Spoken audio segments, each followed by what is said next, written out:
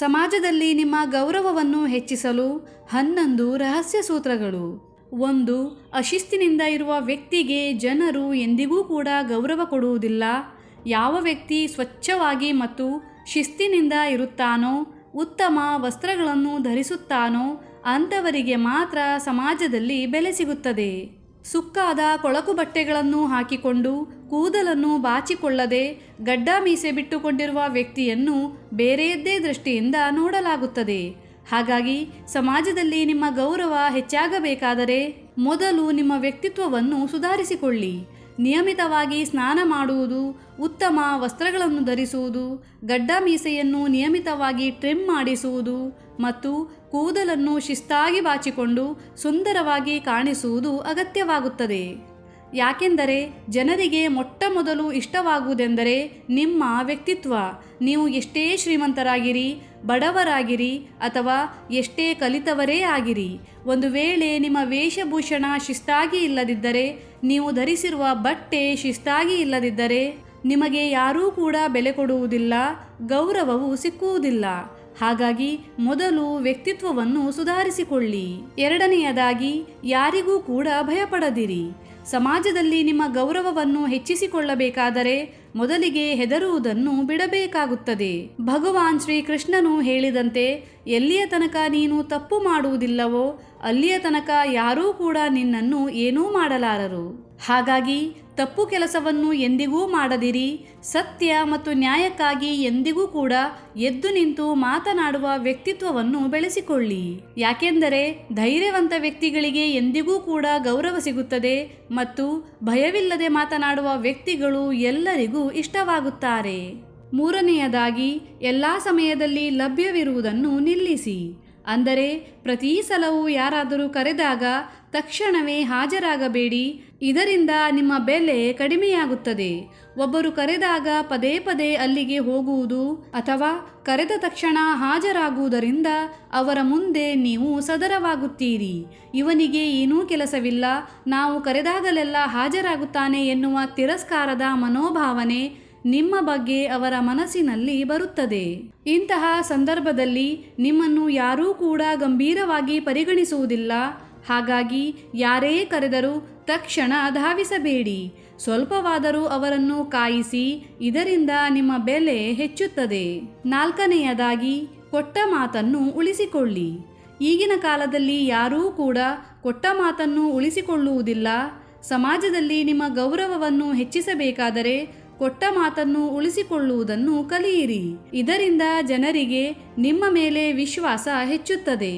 ಕೊಟ್ಟ ಮಾತನ್ನು ಉಳಿಸಿಕೊಳ್ಳುವವರು ಅಥವಾ ಕೊಟ್ಟ ಭರವಸೆಯನ್ನು ಈಡೇರಿಸುವವರ ಮೇಲೆ ಜನರಿಗೆ ಎಂದಿಗೂ ಕೂಡ ಗೌರವ ಇರುತ್ತದೆ. ಹಾಗಾಗಿ ಸುಮ್ಮನೆ ಯಾರಿಗೂ ಮಾತು ಕೊಡಬೇಡಿ.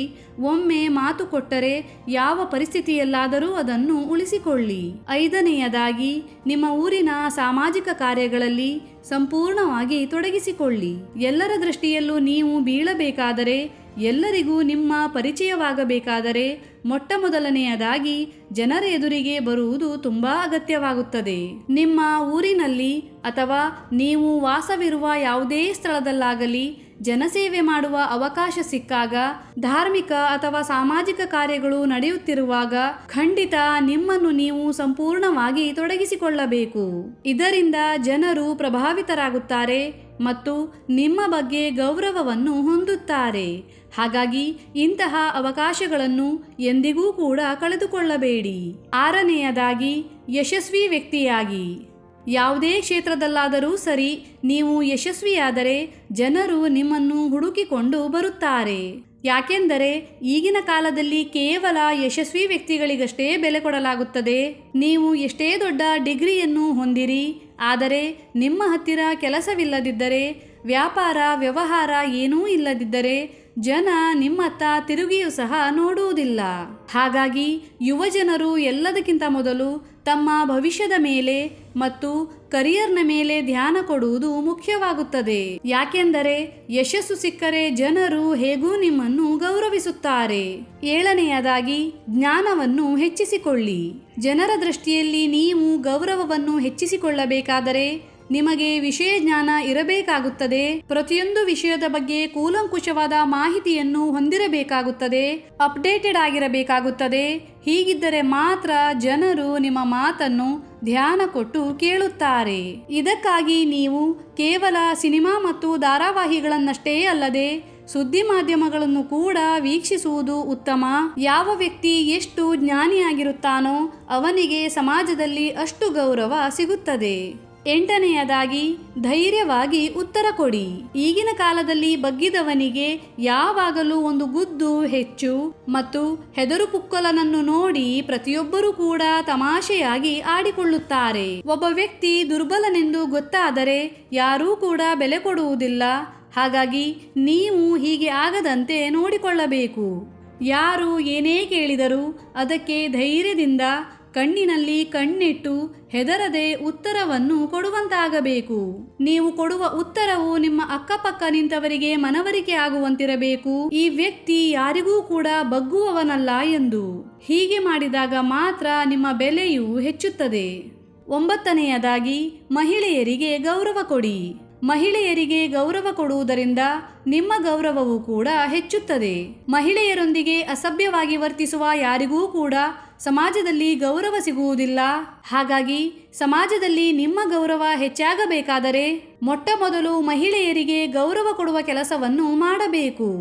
ಯಾಕೆಂದರೆ ಏರಿಯಾದಲ್ಲಿ ನಿಮ್ಮ ಸುದ್ದಿ ಬೇಗನೆ ಹರಡಬೇಕಾದರೆ ಅದಕ್ಕೆ ಮಹಿಳೆಯರೇ ಕಾರಣರಾಗಿರುತ್ತಾರೆ. ಹೀಗಿರುವಾಗ ಹರಡುವ ಸುದ್ದಿ ಒಳ್ಳೆಯದಾಗಿರಬೇಕೆಂದರೆ ಮಹಿಳೆಯರ ಬಾಯಿಂದ ಪ್ರಶಂಸೆಯ ಮಾತನ್ನು ಕೇಳಬೇಕಾದರೆ ನೀವು ಮಹಿಳೆಯರಿಗೆ ಗೌರವ ಕೊಡಲೇಬೇಕಾಗುತ್ತದೆ. ಮಹಿಳೆಯರಿಗೆ ಅಗೌರವವನ್ನು ಸೂಚಿಸುವುದು, ಅನುಚಿತ ವರ್ತನೆಯನ್ನು ಮಾಡುವಂತಹ ಕೆಲಸವನ್ನು ಮಾಡಿದರೆ ಎಂದೆಂದಿಗೂ ಈ ಸಮಾಜದಲ್ಲಿ ತಲೆ ಎತ್ತಿ ತಿರುಗುವುದು ಕೂಡ ಅಸಾಧ್ಯವಾಗುತ್ತದೆ. ನೆನಪಿರಲಿ. 10ನೇಯದಾಗಿ ನಿಮ್ಮ ದೌರ್ಬಲ್ಯವನ್ನು ಯಾರಿಗೂ ಹೇಳಬೇಡಿ. ಒಬ್ಬ ಸಮರ್ಥನಾದ ವ್ಯಕ್ತಿ, ಬಲವಂತನಾದ ವ್ಯಕ್ತಿ ಎಂದಿಗೂ ಕೂಡ ತನ್ನ ಕಷ್ಟಗಳನ್ನು ಹೇಳಿ ಅಳುವುದಿಲ್ಲ. ಬದಲಾಗಿ ತನ್ನ ಕಷ್ಟಗಳನ್ನು ಮನಸ್ಸಿನಲ್ಲೇ ಇಟ್ಟುಕೊಂಡು ನಗುವನ್ನು ಮಾತ್ರ ಹಂಚುತ್ತಾನೆ. ಇದೊಂದು ವಿಶೇಷವಾದ ಗುಣವಾಗಿರುವುದರಿಂದ ಜನರು ಇಂತಹ ಗುಣಗಳತ್ತ ಆಕರ್ಷಿತರಾಗುತ್ತಾರೆ.